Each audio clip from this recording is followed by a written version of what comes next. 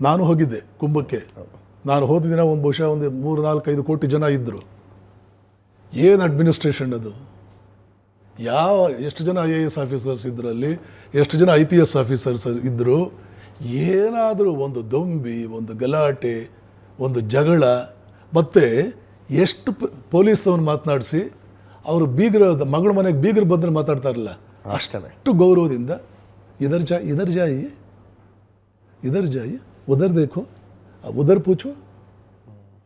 ಅದು ಏನು ಟ್ರೈನಿಂಗ್ ಕೊಟ್ಟರು ಯೋಗಿ ಆದಿತ್ಯನಾಥ್ ಪುಣ್ಯಾತ್ಮನ ನಮಸ್ಕಾರ. ಆ 40 ಕೋಟಿ ಜನ ಇಷ್ಟು ಡಿಸಿಪ್ಲಿನ್ಡ್ ಸೋಲ್ಜರ್ಸ್.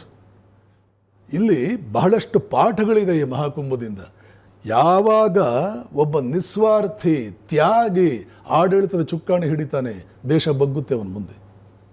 ಲಾಲ್ ಬಹದ್ದೂರ್ ಶಾಸ್ತ್ರಿಗಳೇನು ಹೇಳಿದರು, 1 ಹೊತ್ತು ಉಪವಾಸ ಮಾಡಿ ವಾರದಲ್ಲಿ, ಇಡೀ ದೇಶ ಕೇಳ್ತು. ಯಾಕೆ? ಶಾಸ್ತ್ರಿಗಳಂಥ ವ್ಯಕ್ತಿಗಳಾಗಿದ್ದರು.